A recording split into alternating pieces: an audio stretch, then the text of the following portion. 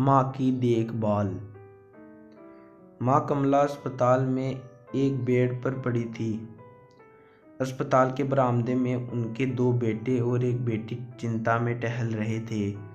भाई बहन को अपनी माँ कमला के लिए सेहत की चिंता तो थी, लेकिन उससे भी ज़्यादा चिंता इस बात की थी कि अब माँ कमला को अपने साथ कौन रखेगा। जब तक माँ स्वस्थ थी, वह इन तीनों से अलग अपने पुराने घर में रहती थी, लेकिन अब ऐसा करना खतरे से खाली नहीं होता और ऐसा करने से समाज में तीनों बेटे बेटियों का नाम भी खराब होता। लोग कहते कि देखो कैसी औलादे है, बीमार माता को अकेले रहने के लिए छोड़ दिया। 1 घंटे से बिना कोई बातचीत किए वह तीनों अपने अपने विचारों में खोए हुए थे। फिर बहन ने चुप्पी तोड़ते हुए कहा, अपने बड़े भाई की तरफ देखते हुए कहा, भैया आप बड़े हैं, इसलिए आपका कर्तव्य है कि माँ कमला को ज़रूरत के समय आप रखें और उनकी देखभाल करें। छोटी बहन की बात सुनकर बड़े भाई ने पहले अपनी पत्नी की ओर देखा और बोला, मैं इस बात से बिल्कुल इनकार नहीं करता हूँ कि बड़े होने के नाते मेरा माँ कमला की देखभाल करने का कर्तव्य है, लेकिन तुम तो जानती ही हो कि मैं और तुम्हारी भाभी दोनों ही जॉब करते हैं। ऐसी हालत में माँ के साथ किसी ना किसी को हर वक्त उनकी देखभाल करने के लिए उनके साथ रहना पड़ेगा, जो हमारे लिए बहुत मुश्किल हो जाएगा। बहन तुम तो पूरा दिन घर में ही रहती हो, तुम माँ को अपने साथ क्यों नहीं रखती? पैसों की चिंता मत करना, जो भी खर्चा आएगा मैं दे दूंगा।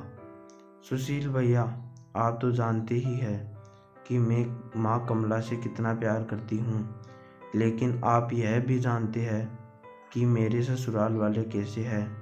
मैं ये बिल्कुल बर्दाश्त नहीं कर पाऊँगी कि कोई मेरी माँ को और मेरे भाइयों को भला बुरा कहे। इसलिए अच्छा यही होगा कि माँ कमला को रमेश भाई के यहाँ रखा जाए। बड़े भाई सुशील ने भी छोटे भाई रमेश के यहाँ माँ को रखने के लिए सहमति जताई। आप यह कैसी बातें कर रहे हो? क्या आपने नहीं देखा है कि माँ कभी भी मेरे घर 3 दिन से ज़्यादा रही ही नहीं है? उसका मेरे यहाँ मन लगता ही नहीं है, फिर कैसे वह इतने दिन मेरे घर रह पाएगी? छोटे भाई ने अपनी असहमति जताते हुए कहा। इससे पहले कि इस चर्चा का कोई नतीजा निकल पाता, एक नर्स वहाँ दौड़ते हुए आई और कहने लगी, क्या आप ही वार्ड नंबर 4 में भर्ती मरीज के रिश्तेदार हैं? आपको डॉक्टर साहब अंदर बुला रहे हैं। सभी घबरा गए और दौड़ते हुए डॉक्टर के पास हो। डॉक्टर ने उनसे हाथ जोड़ते हुए कहा, आई एम सॉरी, मैं आपकी माता जी को नहीं बचा पाया। डॉक्टर की इस खबर ने सबके चेहरे पर झूठी मूठी दुख की परत चढ़ा दी थी, लेकिन सभी के दिल के किसी कोने में यह बात की खुशी भी छिपी हुई थी कि अब उन्हें माँ कमला को नहीं संभालना पड़ेगा और माँ कमला की वजह से उन्हें परेशान नहीं होना पड़ेगा। दोस्तों, छोटी सी ये इमोशनल कहानी ही समाज का सत्य है।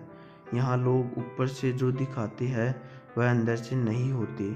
जो माँ बाप अपने 4 बच्चों को बिना किसी शिकायत के बड़ी आसानी से संभाल पाते हैं, आगे चलकर ज़रूरत पड़ने पर यही 4 बच्चे मिलकर भी उन्हें नहीं संभाल पाते या नहीं संभालना चाहते। बच्चों को ये नहीं भूलनी चाहिए, जैसा वह बोएंगे वैसा ही तो काटेंगे।